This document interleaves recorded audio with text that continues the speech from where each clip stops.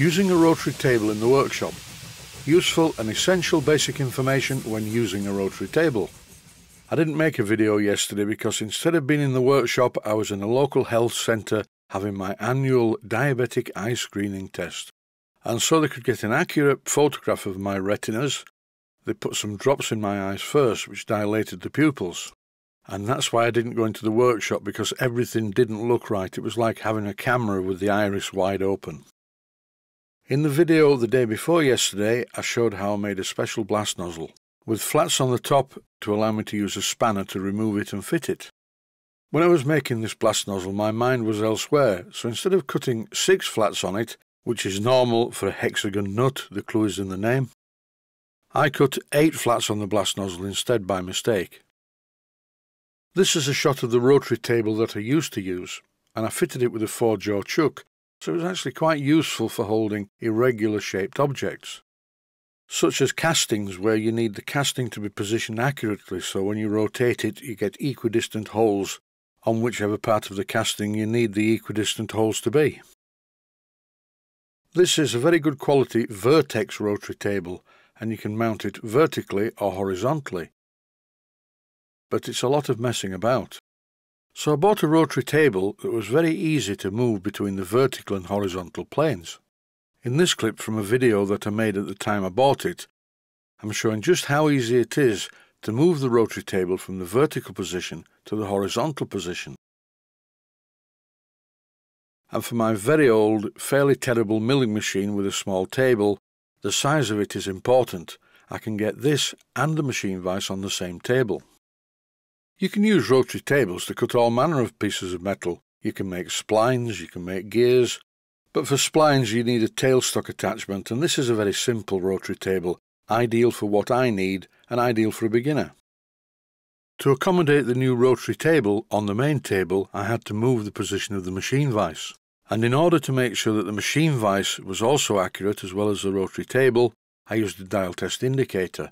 Once I moved the vise to the new position, I set the accuracy using a dial test indicator.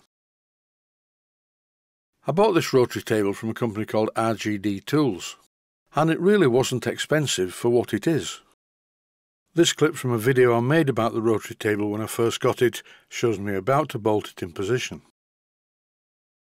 And this clip shows my special, easy to remove with a socket blast nozzle, with 8 flats machined on it instead of 6. It's not a problem though, provided I use a socket that looks like this. Sometimes my brain doesn't work properly, and the reason that this part has got 8 flats on it instead of 6 was to make it easy to get a purchase with a spanner inside the small space of the smoke box. When I was making it, it never dawned on me to use a socket instead of a spanner. And in this clip I fitted the blast nozzle to the exhaust pipe by simply using the socket wrench down through the chimney. Please note that on the video covering this operation I showed the rotary table numbers in degrees to mill 6 flats, a standard nut in fact, and I did it that way so as not to confuse anyone. With a rotary table though, you can do much more than just make nuts. This clip shows the backhead fitting for my Simplex Prairie tank, and all of the holes where the bolts are fitted were drilled using my rotary table. I also used the rotary table for making other parts for the locomotive. This, for instance, is the dome cover template. This steel template was not only used as a plug for the hydraulic boiler test, it was actually made as a jig to allow me to drill the holes in the top of the boiler bush. And by using this jig, all of the holes are in the correct position. Apart from using the jig to drill the holes in the boiler bush, I also used the jig to drill the holes in the casting, which is the inner steam dome. And I also made this. This allowed me to screw a plug into the boiler by using a socket, therefore I could get a good tight fit. All I had to do then, after the boiler's successful hydraulic test, was remove the fitting and machine off the hexagon part,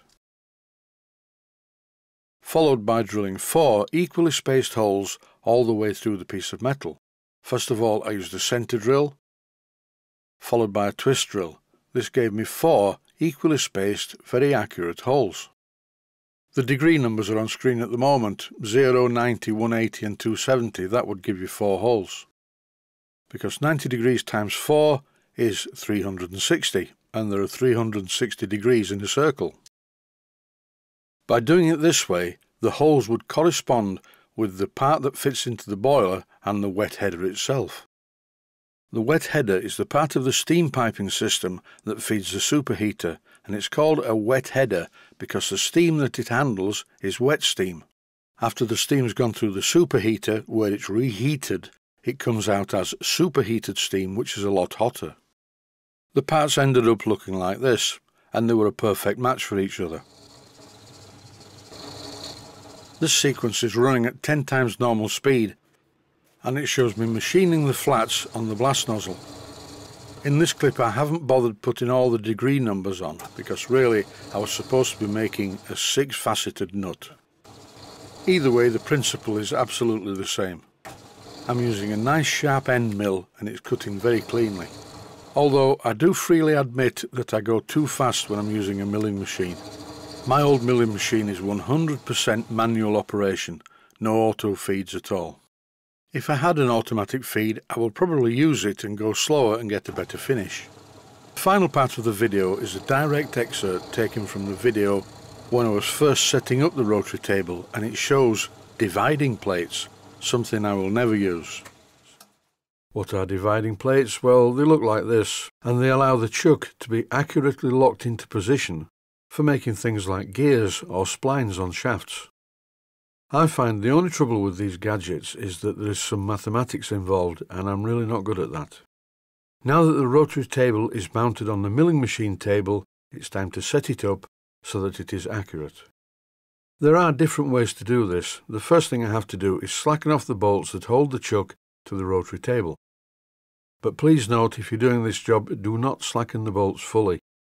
There still needs to be sufficient friction between the chuck and the rotary table so that you can lightly tap it with a soft hammer to centralize it. To finish this video about using rotary tables, I've added a very simple chart showing the number of degrees that you need to wind the handle to create different flats or different hole positions. I know this is simple, but I'm going to print out a sheet of paper with it on, so I don't have to use my brain to remember how far to wind the handle. I am a simple man, and I like to keep things very simple. And that's it for this video. I'd like to say, as I always do, stay healthy. Thanks for watching, and I hope you found it useful. Please take the time to visit my Mainsteam Models website and click on the section of the website that says Video Playlists. And by doing that, you can find other videos that you may like to watch. And by using the playlists, you can actually watch the videos back to back.